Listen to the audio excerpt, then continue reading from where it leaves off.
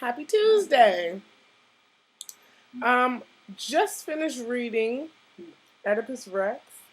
Like I told you on the last video that you should read, and I'm not going to tell you about it because I want you to come back and speak your mind about it. It kind of spun off into a conversation today, and my question for you all today on this wonderful Tuesday is, do you think God is cruel, or do you think the world has lost its faith?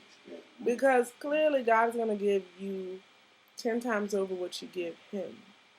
So as we as a collective falling apart,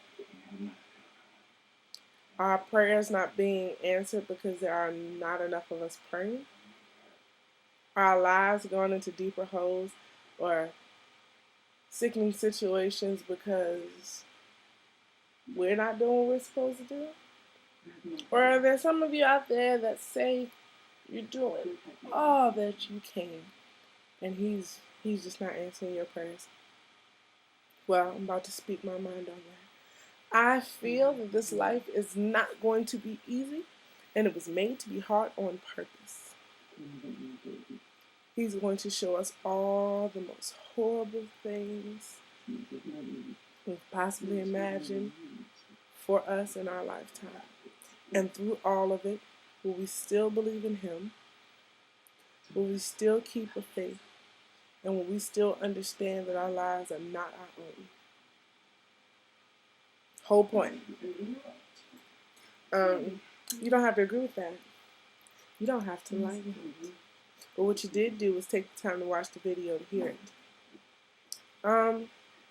Not only do I believe that tenfold is over, but anything you've watched in literature, and what I mean by watched in literature, that's a new term for me, my newer phrase, is a lot of you are sitting around watching movies that are books, that are not even giving you the entire story. Big fan of Alexander Dumas' Count of Monte Cristo. And I love to see things like that because Stephen King also wrote The Shawshank Redemption.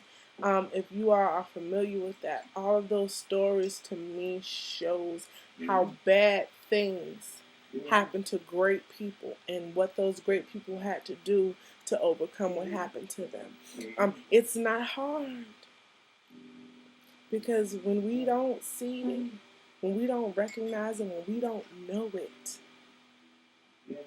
everything that has been put upon us, we can handle. All we have to do is handle it. The time we take to complain and be angry and to not sacrifice what we need to be where we want to be is the time we lose and what we could have been doing.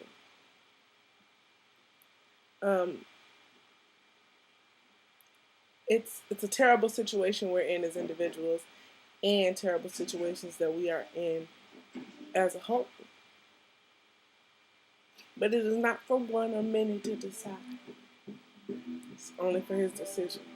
So if you have a dream, if you don't know what to dream, if you're lost in yourself and you see terrible things happening around you, that doesn't have to be the end of your story. That could just be a terrible beginning. And by the way, since I'm done with that, I just want to say shout out to BET with Black Girls Rock because I was proud. That show was good, man. I found out things that black women were doing I had no idea we were doing. So shout out to lifting the veil from my eyes to let me know that we're accomplishing things every day because we rock. And brown skinned women, you know? It's like, no. I'm not one of those people that are color struck.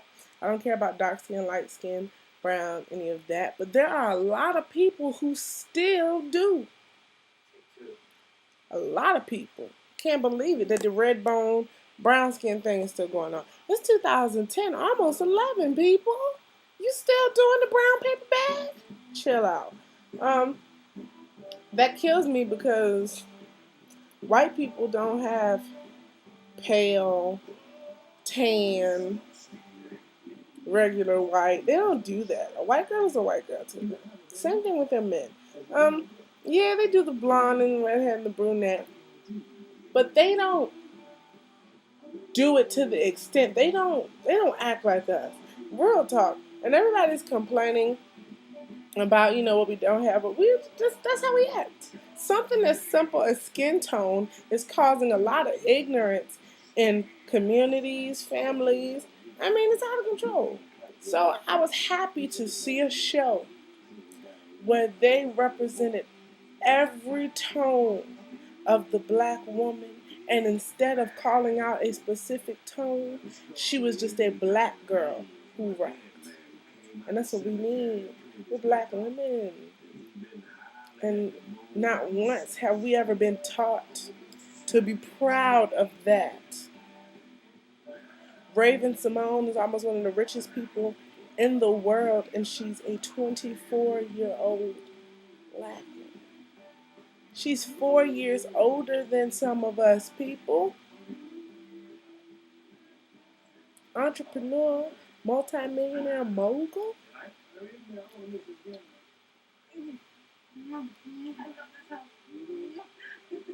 What can you say to that?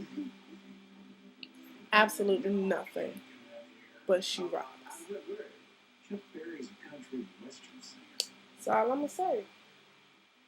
So, I love that. I love the whole thing. Getting y'all back into this literature, getting you back to believing in yourself, getting you back to loving you. Speak Your Mind TV. Tell me what you're thinking. I want you to go back to the video before this and tell me if you read Oedipus Rex. Tell me if you plan on reading it. Tell me in the mailbox if you feel like, Jasmine, look, I'm not going to read that. Maybe you should tell me completely about it and then I'll read it. Jasmine, I'm not a reader. Tell me if it's been converted to video and I'll watch it. Let me know what you want to know.